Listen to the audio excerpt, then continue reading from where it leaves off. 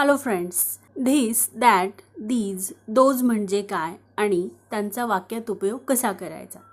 बऱ्याचदा आपल्याला कन्फ्युजन असतं की धिस कधी वापरायचं, दॅट कधी वापरायचं, दीज कधी वापरायचं आणि दोज कधी वापरायचं. तर टेन्शन घेऊ नका. आजच्या व्हिडिओमध्ये आपण धिस, दॅट, दीज, दोज हे कधी वापरायचं, त्याचा योग्य वापर कसा करायचा ते शिकणार आहोत आणि अतिशय सोप्या पद्धतीने शिकणार आहोत. चला आता मग व्हिडिओला सुरुवात करूया.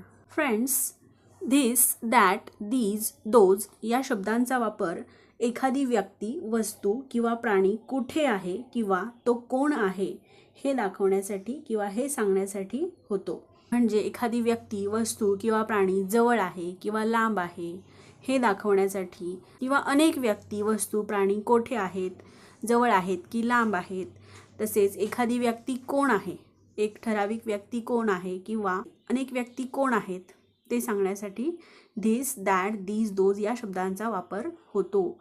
पण नेमका कधी आणि कसा होतो ते पाहूयात. फ्रेंड्स, धिस या शब्दाचा अर्थ होतो हा, ही, हे. धिसचा अर्थ होतो हा, ही, हे. आणि दॅट म्हणजे तो, ती, ते. धिस या शब्दाचा वापर कधी करतात तर एखादी जवळची व्यक्ती, वस्तू किंवा प्राणी दाखवण्यासाठी धिस या शब्दाचा वापर करतात आणि एखादी लांबची व्यक्ती, वस्तू किंवा प्राणी दाखवण्यासाठी दॅट या शब्दाचा उपयोग करतात. एखादी वस्तू म्हणजे एकच वस्तू म्हणजे सिंग्युलर. सिंग्युलर म्हणजे एकवचन. एकच वस्तू आहे आणि माझ्या जवळ आहे. अशा वेळी आपण ती वस्तू, व्यक्ती किंवा प्राणी दाखवण्यासाठी धिस या शब्दाचा वापर करतो. आणि एखादी वस्तू, व्यक्ती किंवा प्राणी लांब आहे, एकच वस्तू आहे, व्यक्ती आहे किंवा प्राणी आहे आणि ती माझ्यापासून लांब आहे, तर ती दाखवण्यासाठी दॅट या शब्दाचा उपयोग होतो. उदाहरण पाहूयात. This is a pen. This is a pen. हा पेन आहे. पेन हा माझ्या जवळ आहे आणि एकच पेन आहे. एकच पेन आहे आणि माझ्या जवळ आहे, म्हणून आपण धिस या शब्दाचा उपयोग केला आहे. This is a pen. हा पेन आहे. That is a pen. That is a pen. तो पेन आहे. आता मी एखादा लांबचा पेन दाखवत आहे. तो पेन लांब आहे, माझ्यापासून लांब अंतरावर आहे आणि तो पेन मी दाखवत आहे, तर मी काय म्हणणार? That is a pen.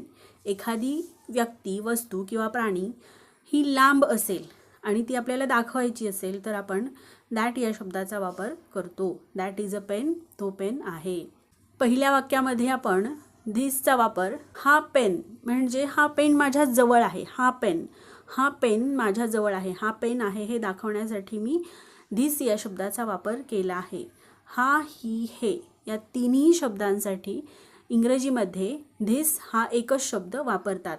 तसेच तो पेन आहे म्हणजे तो पेन आहे, तो पेन लांब आहे आणि मी लांबचा पेन दाखवत आहे, तर तो, ती, ते, तो पेन. दॅट म्हणजे तो, ती, ते. तो, ती, ते या तीनही शब्दांसाठी इंग्रजीमध्ये दॅट हा एकच शब्द आहे. This is a bag. This is a bag. ही पिशवी आहे. ही पिशवी आहे. पिशवी माझ्या जवळ आहे आणि मी सांगते की ही पिशवी आहे. जवळ आहे आणि एकच आहे, म्हणून आपण धिसचा वापर केला आहे. धिस म्हणजे हा, ही, हे. ही पिशवी आहे. That is a bag. That is a bag. ती पिशवी आहे. ती पिशवी आहे आणि ती लांब आहे, माझ्यापासून लांब आहे, ती मी दाखवत आहे. लांब आहे आणि एकच आहे, त्यामुळे आपण दॅट या शब्दाचा वापर केला आहे. दॅट म्हणजे तो, ती, ते. इथे आपण दॅट हे ती या अर्थाने वापरले आहे. ती पिशवी आहे. That is a bag. तर फ्रेंड्स, लक्षात घ्या, एखादी वस्तू जवळ आहे आणि ती एकच आहे. धिस म्हणजे हा, ही, हे. हा पेन आहे. ही पिशवी आहे. पेन हा एकच आहे आणि पिशवी एकच आहे आणि ते आपल्या जवळ आहे. पेन हा माझ्या जवळ आहे. पिशवीसुद्धा माझ्या जवळ आहे, म्हणून धिस या शब्दाचा वापर केला आहे. This is a pen. हा पेन आहे. This is a bag. ही पिशवी आहे. तसेच एखादी वस्तू लांब आहे आणि ती एकच आहे. पेन हा एकच आहे, पिशवी एकच आहे आणि ती लांब आहे, म्हणून दॅट या शब्दाचा वापर केला आहे. That is a pen. तो पेन आहे आणि दॅट इज अ बॅग. ती पिशवी आहे. This is a book. This is a book. हे पुस्तक आहे. एक पुस्तक आहे आणि ते माझ्या जवळ आहे. तर जवळ आहे म्हणून मी काय म्हणणार, हे पुस्तक. का ते पुस्तक म्हणणार नाही. जवळच्या वस्तूसाठी आपण काय म्हणणार, पुस्तक जवळ आहे म्हणून मी हे म्हणणार का ते म्हणणार, ते नाही म्हणणार ना, हे म्हणणार, हे पुस्तक आहे. म्हणून धिस इज अ बुक, हे पुस्तक आहे. धिसचा अर्थ काय होतो, हा, ही, हे. म्हणून आपण इथे धिस वापरले आहे. पुस्तक आहे, एकच आहे आणि ते जवळ आहे म्हणून धिस इज अ बुक, हे पुस्तक आहे. That is a book, that is a book, ते पुस्तक आहे. आता पुस्तक आहे आणि ते लांब आहे. पुस्तक आहे ते एकच आहे आणि लांब आहे. तर लांब असल्यामुळे आपण ते या शब्दाचा वापर केला आहे. पुस्तक लांब असेल आणि आपल्याला सांगायचं असेल की ते पुस्तक आहे, आपण असं म्हणणार का, हे पुस्तक आहे, तर नाही. हे पुस्तक आहे जेव्हा आपण म्हणतो त्यावेळी ते जवळ आहे असा त्याचा अर्थ होतो. आपण काय म्हणणार, ते पुस्तक आहे. मग ते साठी इंग्रजीमध्ये कोणता शब्द वापरतात, तर दॅट. दॅट म्हणजे तो, ती, ते. ते पुस्तक आहे. That is a book. This is Ram, this is Ram, हा राम आहे. राम नावाचा मुलगा आहे आणि तो माझ्या जवळ उभा आहे. मग मी काय म्हणणार, धिस इज राम. धिस म्हणजे हा, हा राम आहे. आता राम जर लांब उभा असेल, राम हा दूर उभा असेल, तर आपण काय म्हणणार, हा राम आहे असं म्हणणार का, तर नाही. आपण काय म्हणणार, तो राम आहे, कारण तो लांब उभा आहे. मग हे वाक्य आपण इंग्रजीमध्ये कसं बोलणार, तर that is Ram, that is Ram, तो राम आहे. कारण राम हा लांब उभा आहे आणि एकच व्यक्ती आहे म्हणून आपण दॅटचा वापर केला आहे. दॅट इज राम, तो राम आहे. This is Gita, this is Gita, ही गीता आहे. गीता नावाची मुलगी आहे आणि ती माझ्या जवळ उभी आहे. एकच मुलगी आहे आणि जवळ उभी आहे म्हणून मी काय म्हणणार, धिस इज गीता, ही गीता आहे. आता हीच गीता जर लांब उभी असेल तर मी असं म्हणणार का, ही गीता आहे, तर नाही. मी काय म्हणणार, ती गीता आहे. मग तीसाठी आपण कोणता वर्ड यूज करतो, तर दॅट. मग त्याचं वाक्य काय तयार होणार, दॅट इज गीता, म्हणजे ती गीता आहे. गीता नावाची मुलगी आहे, एकच मुलगी आहे आणि ती लांब उभी आहे म्हणून आपण दॅटचा वापर केला आहे. दॅट इज गीता म्हणजे ती गीता आहे. तर फ्रेंड्स, आत्ता आपण धिस आणि दॅटमधला फरक पाहिला. धिस म्हणजे हा, ही, हे आणि दॅट म्हणजे तो, ती, ते. धिस आणि दॅट हे सिंग्युलर प्रोनाउन आहेत. सिंग्युलर म्हणजे एकवचनी. धिस केव्हा वापरतात, तर जेव्हा वस्तू, व्यक्ती किंवा प्राणी एकच असेल आणि जवळ असेल तेव्हा धिस वापरतात. आणि जेव्हा वस्तू, व्यक्ती किंवा प्राणी एकच असेल आणि लांब असेल त्यावेळी दॅट वापरतात. तर हा धिस आणि दॅटमधला बेसिक फरक आहे. याचा तुम्ही स्क्रीनशॉट काढून ठेवा. आता पाहूयात दीज आणि दोज म्हणजे काय. THESE, these. दीज म्हणजे हे, ह्या, ही. दीज हे धिसचे अनेक वचन आहे. आणि दोज, THOSE, दोज. दोज म्हणजे ते, त्या, ती. दोज हे दॅटचे अनेक वचन आहे. उदाहरण पाहूयात. सपोज एकच पक्षी आहे आणि तो माझ्या जवळ आहे, तर मी काय म्हणणार, धिस इज अ बर्ड, हा पक्षी आहे, कारण तो एकच आहे. एकच आहे आणि जवळ आहे म्हणून धिस, आणि आहे म्हणून इज. तसंच अनेक पक्षी आहेत, एकापेक्षा जास्त पक्षी आहेत आणि ते माझ्या जवळ आहेत म्हणून दीज. आणि अनेक पक्षी आहेत, आर म्हणजे आहेत म्हणून आर. दीज आर बर्ड्स, हे पक्षी आहेत. Those are birds, those are birds, ते पक्षी आहेत. एकापेक्षा जास्त पक्षी आहेत आणि ते दूर आहेत, माझ्यापासून दूर आहेत. मग मी काय म्हणणार, दोज आर बर्ड्स, ते पक्षी आहेत. सपोज जर एकच पक्षी असता आणि तो माझ्यापासून लांब असता, तर मी काय म्हणणार, तो पक्षी आहे. मग एकच पक्षी आहे आणि तो माझ्यापासून लांब आहे, त्यासाठी आपण कोणता शब्द वापरतो, तर दॅट. मग मी काय म्हटले असते, दॅट इज अ बर्ड. इथे अनेक पक्षी आहेत आणि ते माझ्यापासून लांब आहेत म्हणून दोज आर बर्ड्स, ते पक्षी आहेत.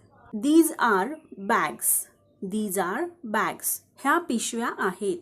एकापेक्षा जास्त पिशव्या आहेत, अनेक पिशव्या आहेत आणि त्या माझ्या जवळ आहेत म्हणून दीज वापरले आहे. दीज आर बॅग्स, आर म्हणजे आहेत. ह्या पिशव्या आहेत. Those are bags. Those are bags. त्या पिशव्या आहेत. अनेक पिशव्या आहेत आणि त्या माझ्यापासून लांब आहेत म्हणून दोज या शब्दाचा वापर केला आहे. आणि अनेक पिशव्या आहेत. आर म्हणजे आहेत. अनेक आहेत. पिशव्या अनेक आहेत म्हणून आपण आर या क्रियापदाचा वापर केला आहे. Those are bags. त्या पिशव्या आहेत. These are books. These are books. ही पुस्तके आहेत. अनेक पुस्तके आहेत. एकापेक्षा जास्त पुस्तके आहेत आणि ती माझ्या जवळ आहेत. मग मी काय म्हणणार? These are books. ही पुस्तके आहेत. पुस्तके समजा लांब आहेत, माझ्यापासून लांब आहे, तर मी असं म्हणणार का ही पुस्तके आहेत? तर नाही. मी काय म्हणणार? ती पुस्तके आहेत. मग दीज हा शब्द वापरून चालेल का? तर नाही.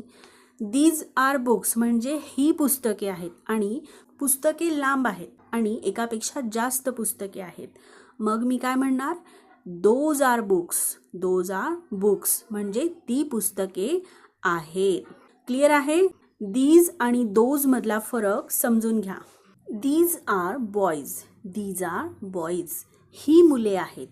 एकापेक्षा जास्त मुले आहेत. अनेक मुले थांबली आहेत आणि ती माझ्या जवळ थांबली आहेत. तर मी काय म्हणणार? दीज आर बॉईज म्हणजेच ही मुले आहेत. मुले एकापेक्षा जास्त आहेत आणि ती माझ्या जवळ आहेत म्हणून आपण दीज वापरले आहे. आर म्हणजे आहेत. दीज आर बॉईज म्हणजेच ही मुले आहेत. Those are boys. ती मुले आहेत. मुले एकापेक्षा जास्त आहेत. अनेक मुले आहेत आणि ती माझ्यापासून लांब आहेत. मग मी काय म्हणणार? ती मुले आहेत. ती म्हणजे दोज आणि आहेत म्हणजे आर. Those are boys. ती मुले आहेत. दीज हा शब्द आपण कधी वापरतो? तर एकापेक्षा जास्त म्हणजे अनेक व्यक्ती, वस्तू किंवा प्राणी असतील आणि ती आपल्या जवळ असतील तर त्यासाठी आपण दीज वापरतो. आणि दोज आपण कधी वापरतो? तर एकापेक्षा जास्त म्हणजेच अनेक व्यक्ती, वस्तू किंवा प्राणी असतील आणि ते आपल्यापासून लांब असतील त्यावेळी आपण दोज हा शब्द वापरतो. क्लिअर आहे? आणखी एक उदाहरण पाहूयात. These are girls. These are girls. ह्या मुली आहेत. एकापेक्षा जास्त मुली आहेत म्हणजेच अनेक मुली आहेत आणि त्या माझ्या जवळ आहेत. मग जवळ आहेत आणि अनेक आहेत म्हणून दीज वापरले आहे. आणि आहेत हे सांगण्यासाठी आर या क्रियापदाचा वापर केला आहे. These are girls. ह्या मुली आहेत. आता जवळ आहेत आणि जास्त आहेत म्हणून ह्या मुली आहेत असं म्हटलं आहे. पण त्याच मुली जर लांब असतील तर आपण काय म्हणणार? ह्या मुली आहेत असं म्हणणार का? तर नाही. आपण काय म्हणणार? त्या मुली आहेत. त्याची वाक्यरचना काय होईल? त्याची इंग्रजीमध्ये वाक्यरचना होईल those are girls. Those are girls म्हणजे त्या मुली आहेत. अनेक मुली आहेत आणि त्या माझ्यापासून लांब आहेत. अनेक आहेत आणि लांब आहेत म्हणून आपण काय वापरले आहे? दोज. आर म्हणजे आहेत. दोज आर गर्ल्स म्हणजे त्या मुली आहेत. फ्रेंड्स, आता आपण दीज आणि दोज हे वाक्यात कसं वापरायचं ते पाहिलं. दीज म्हणजे हे, ह्या, ही आणि दोज म्हणजे ते, त्या, ती. दीज आणि दोज हे दोन्ही अनेक वचनी आहेत. प्लुरल म्हणजे अनेक वचन. दीज हे धीसचे अनेक वचन आहे आणि दोज हे दॅटचे अनेक वचन आहे. जेव्हा व्यक्ती, वस्तू किंवा प्राणी अनेक असतील आणि आपल्या जवळ असतील त्यावेळी आपण दीज वापरतो. आणि जेव्हा व्यक्ती, वस्तू किंवा प्राणी अनेक असतील आणि आपल्यापासून लांब असतील त्यावेळी आपण काय वापरतो? दोज. तर हे लक्षात ठेवा आणि ह्याचा स्क्रीनशॉट काढून ठेवा. तर फ्रेंड्स, हा एक अतिशय सोपा चार्ट आहे. याचा तुम्ही स्क्रीनशॉट काढून ठेवू शकता.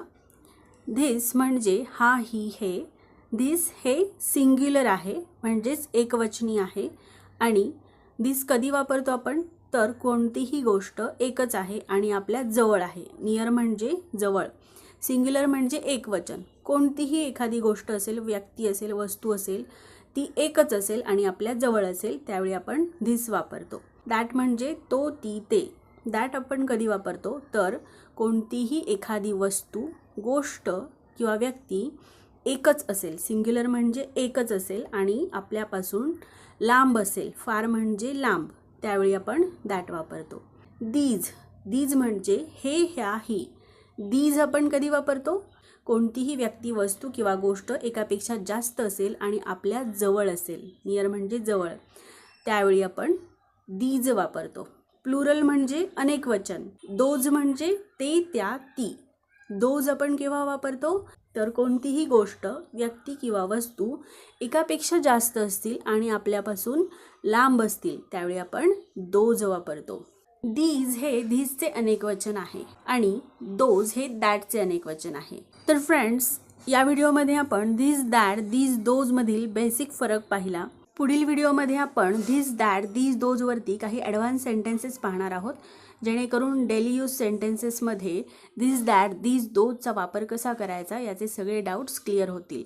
तर व्हिडिओ कसा वाटला ते सांगा. व्हिडिओ आवडला असेल तर नक्की लाईक करा, शेअर करा आणि चॅनलला जर अजून सबस्क्राईब केले नसेल तर चॅनलला सबस्क्राईब करा. भेटूयात पुढील व्हिडिओमध्ये. Bye bye.